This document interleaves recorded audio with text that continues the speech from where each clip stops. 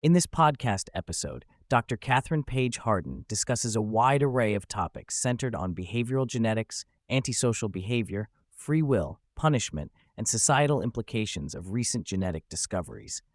The conversation touches on genetics' role in shaping human behavior, evolutionary perspectives on risk-taking and aggression, the heritability of antisocial traits, the challenges of free will, and the practical consequences of these scientific insights on punishment, justice, and social policy. Dr. Harden also explores epigenetics, embryo selection, and the complex human emotions surrounding reproduction, identity, and morality. Following the publication of her last book, Dr. Harden experienced both positive engagement from everyday people and antagonism from some academics. Many readers found her work helpful in understanding individual differences within families and influencing personal decisions such as childbearing. However, the academic pushback included misrepresentations of her views, which she found alienating and disorienting. This experience highlights how scientific ideas can be misunderstood or deliberately distorted, causing frustration for authors trying to communicate complex truths. Dr. Harden describes participation in genome-wide association studies involving roughly 4 million individuals. These studies investigated genetic contributions to behaviors such as ADHD symptoms, early sexual activity, substance use, and risk-taking tendencies. The research aimed to isolate genetic variants common across different risk-related behaviors, illuminating a general genetic liability toward disinhibition. These traits violate social norms and carry consequences, reflecting evolutionary trade-offs between risk-taking for potential reward and societal cooperation. Her scientific journey began in a mouse lab studying opiate addiction and withdrawal. Raised within an evangelical context that framed drug use morally, she was fascinated by the biological processes underpinning behavior, viewing this as a paradigm shift.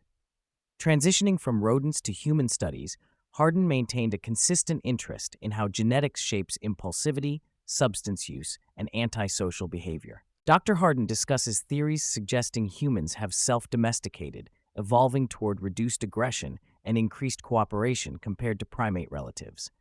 Physical changes, such as smaller canines and less robust jaws, are markers of this process.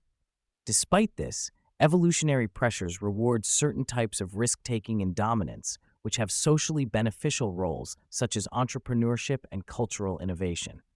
Thus, human societies balance prosocial self-regulation with tolerance for some deviance essential to progress. The conversation includes reflections on how authors and individuals contend with distorted public images, or doppelgangers, that represent opposites of their true selves. This dissonance is deeply alienating and challenging because social judgments often hinge not only on facts, but on the perceptions and beliefs of others. The guest emphasizes the pain caused when one's expressed ideas are misconstrued and weaponized. Antisocial behavior, ranging from minor rule-breaking in childhood to violent crimes, is highly heritable, comparable to the heritability levels of schizophrenia. Particularly heritable are cases accompanied by callous unemotional traits, including lack of guilt or empathy, often resembling childhood psychopathy. In contrast, antisocial behavior linked to trauma or adverse environments generally shows lower heritability, highlighting different causal pathways.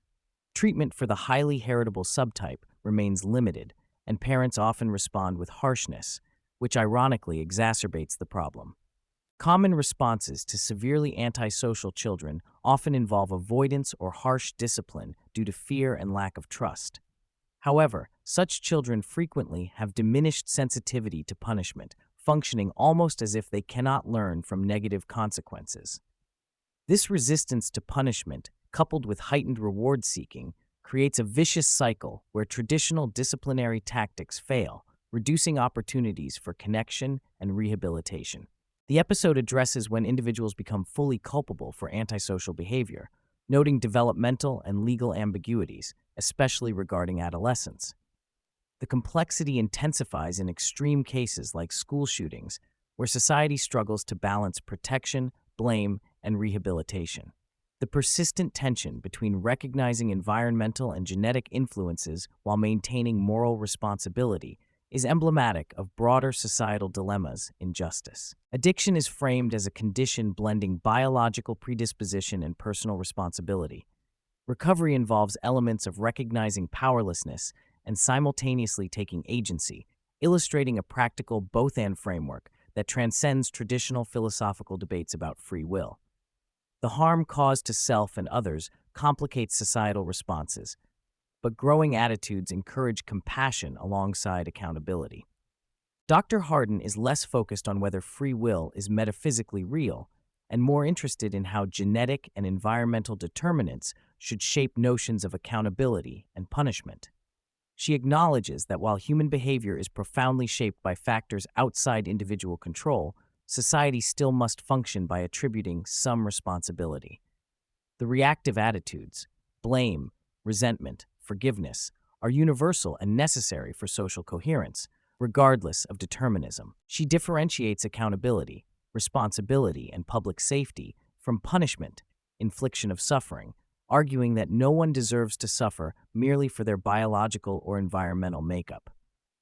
The U.S. incarceration system exemplifies excessive retributive punishment, which has not proven effective in deterring crime.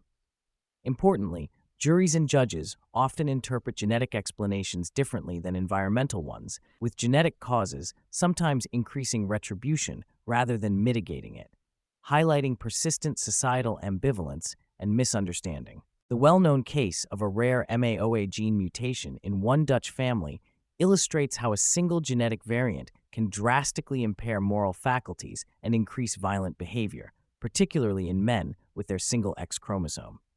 While rare, this example underscores morality as a vulnerable biological faculty and invites reflection on undetected genetic contributions to familial patterns of violence. Retribution is understood as an evolved cooperative enforcement mechanism linked to neurobiological reward systems involving dopamine.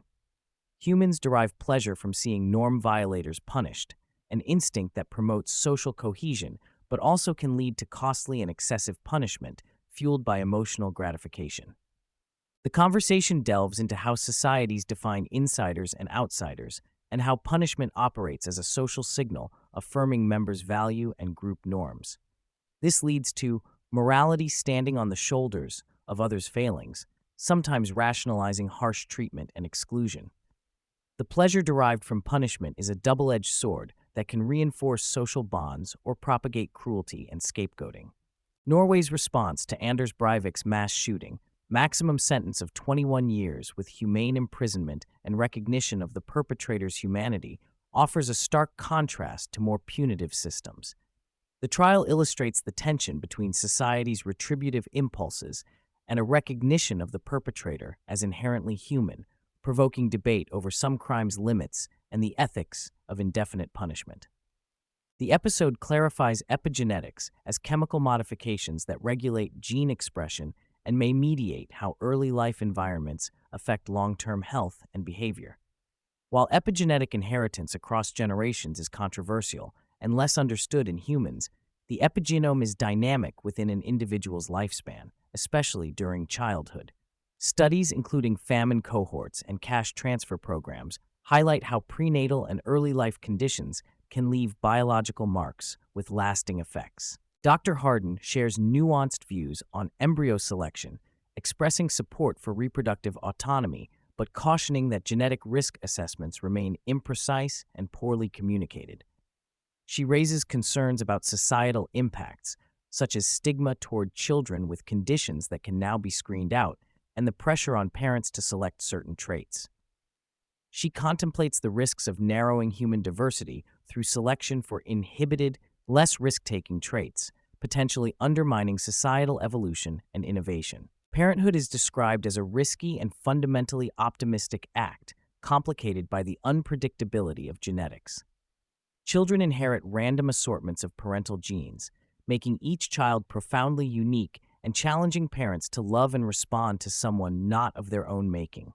This perspective emphasizes humility and acceptance amid the biological lottery and highlights the miracle inherent in each human life. The discussion grapples with the tension between recognizing genetic influences on behavior and maintaining moral responsibility.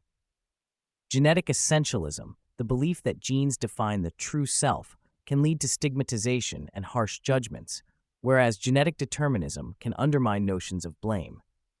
Dr. Harden suggests that acknowledging partial genetic influence invites greater compassion and complicates simplistic moral binaries. Retribution is characterized as the desire to make offenders suffer, an instinct visible even in children from early ages and underpinned by evolved neurological reward systems. The segment explores how this impulse enforces cooperation but also leads to disproportionate cruelty, illustrating the need for cultural strategies to moderate retributive desires without eliminating accountability and community safety. The idea that free will might be functionally true but literally false is introduced as a pragmatic stance. Whether or not free will exists, believing in it supports agency and moral engagement. This approach accommodates determinist insights while retaining human social and ethical realities. While heritability of antisocial behavior is similar across sexes, men tend to have higher average levels of aggression and dominance, partially influenced by sex-linked genetic factors such as the X chromosome. Social expectations demand more behavioral regulation from men, which can be experienced as an additional psychological burden. Dr. Harden advocates for recognizing this complexity in educational and social design. The episode touches on cultural shifts that have made it difficult for many young men to find valued social roles or express identity, contributing to feelings of alienation. Modern education and social systems often fail to accommodate developmental and behavioral differences, sometimes to the detriment of boys who face overlapping pressures of domestication and cultural expectations. Addressing the Looksmaxing movement, Dr. Harden notes its paradoxical aspects, such as physical enhancement practices possibly impairing fertility. She highlights research showing that physical formidability often predicts male reproductive success better than appearance alone, and that social skills and competence are crucial in forming lasting romantic attachments, elements often eclipsed in online performance culture. The conversation considers long-term implications of genetic selection on human diversity and society.